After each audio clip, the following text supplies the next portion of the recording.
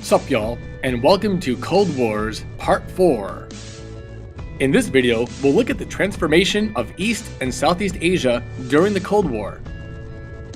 Bear in mind that the US policy of the containment of communism had begun even before the smoke cleared from World War II. The US poured millions of dollars into Western European countries such as West Germany to shore up their economies, promote democracy and capitalism, and ultimately keep communism from spreading. The US also spent millions of dollars rebuilding Japan for the same reasons, but also because of geography.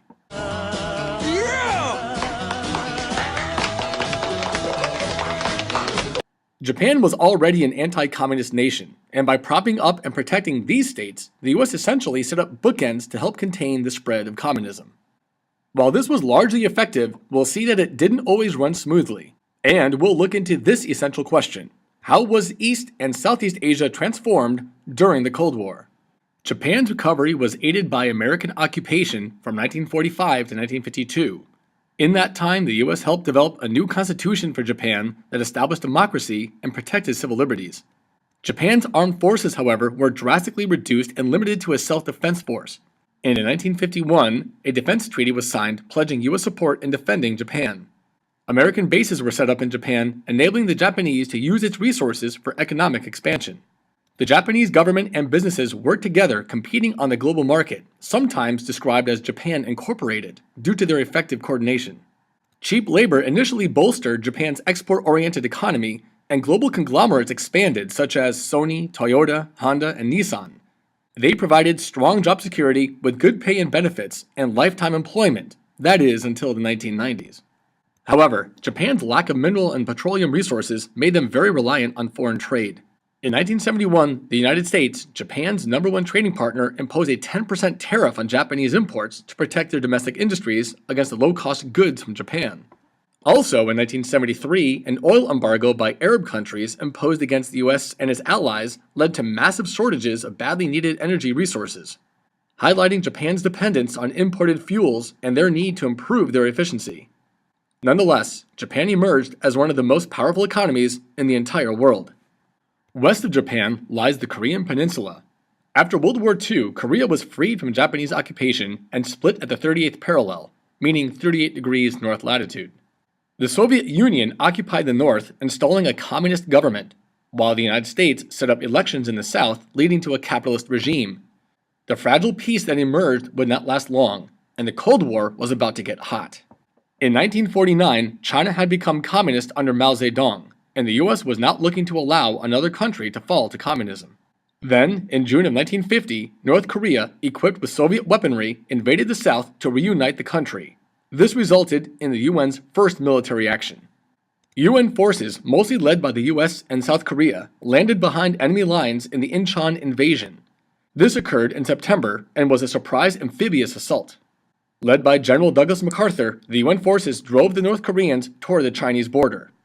By November, the UN was on the verge of victory. However, the Chinese were concerned that the US may decide to press onward into their territory if North Korea fell. In a surprise counterattack, around 200,000 so-called Chinese volunteers joined the North Koreans and drove the UN troops to retreat below the 38th parallel. Although it wasn't fully known at the time, the Soviet Union secretly aided the Chinese and North Koreans. This was typical of the actions of the superpowers during the Cold War conflicts. If the USSR overtly supported the Chinese and North Koreans, it could have led to World War III. Fighting continued, but virtually all the movement of the front lines occurred in the first year of conflict, and a stalemate had developed by 1951. MacArthur did want to press onward into China and openly criticized his superiors, including the president. This resulted in MacArthur being relieved of his command. Fighting continued until an armistice was signed in 1953 at the city of Panmunjom.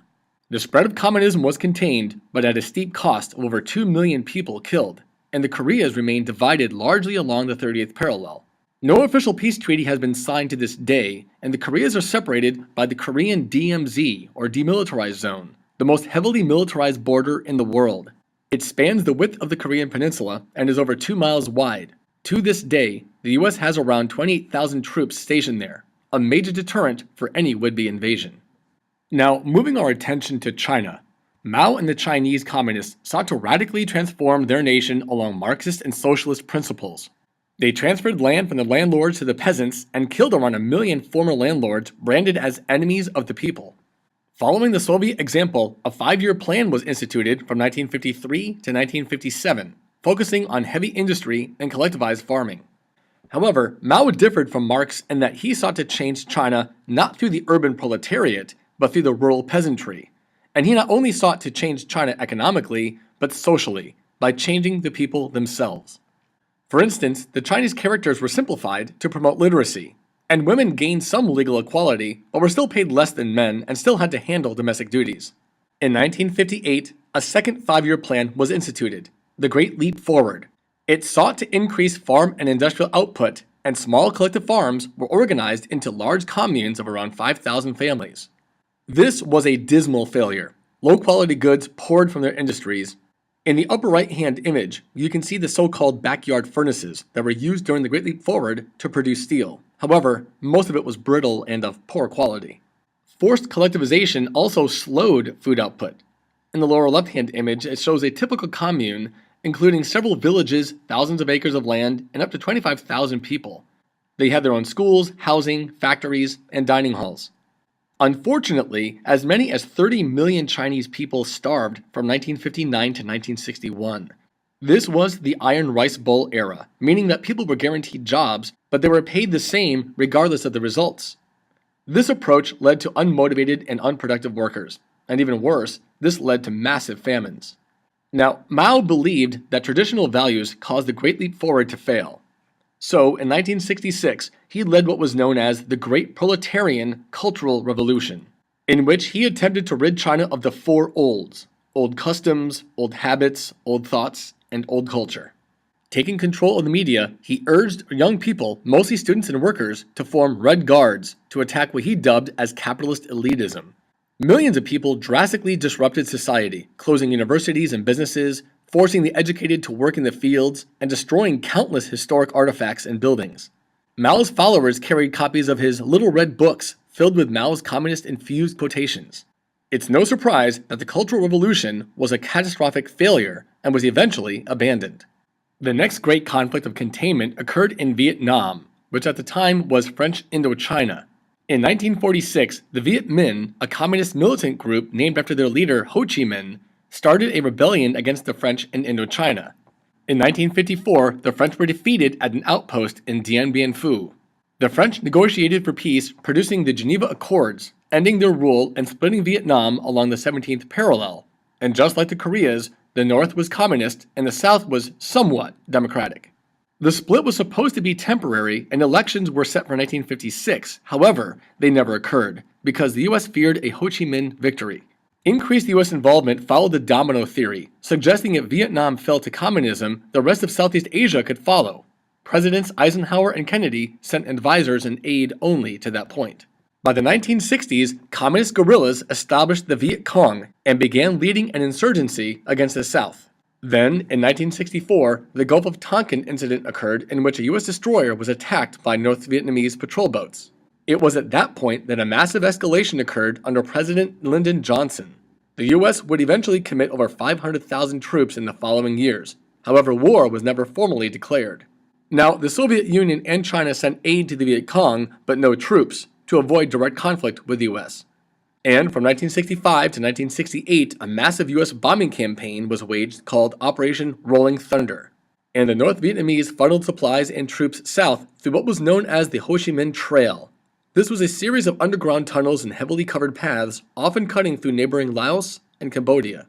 Then, in January of 1968, during the Vietnamese New Year known as the Tet, the Viet Cong launched a coordinated attack against dozens of cities and bases in South Vietnam, known as the Tet Offensive. While the US quickly beat back the Viet Cong convincingly, the course of the conflict would change. Now, Vietnam was the first living room war, meaning that its US citizens could see footage of the war's progress during the nightly news in their homes. And the Tet Offensive was a turning point in that the US government began to lose domestic support. After years of fighting and thousands of troops killed, little North Vietnam was still able to launch a highly coordinated attack against the superpower of the US. This indicated that the approach of just sending more troops to wear down the enemy was simply not working. Now, by 1969, Chinese-Soviet hostility increased and a series of clashes occurred between their borders. So, in 1971, the US lifted travel restrictions to China, starting a period of détente, meaning a thawing out or unfreezing. It was a general easing of geopolitical tensions between the capitalist and communist states. Later, in 1971, China joined the UN, and in 1972, the US engaged in what was dubbed ping-pong diplomacy. The US sent table tennis players to China for a goodwill exhibition, but behind the scenes, US diplomats met with the Chinese to negotiate for better relations. Also in 1972, Nixon traveled to Beijing and became the first US president to visit communist China. Now, along with this idea of détente, Nixon promoted Vietnamization, or a de-escalation of US forces. The South Vietnamese were empowered to take more control, but concurrently, the US expanded offensives into Cambodia and North Vietnam. And finally, in 1973, a ceasefire was signed. However, within 2 years, South Vietnam fell to the communists. While the Vietnamese conflict has been considered a US failure, it did show the resolve of the US commitment to containment, albeit at a tremendous cost. Over 1 million Vietnamese citizens and over 200,000 Cambodians died. Additionally, over 400,000 Viet Cong and over 50,000 US troops were killed. So as you can see, East and Southeast Asia were battlegrounds during the Cold War, both figuratively and literally. That is correct.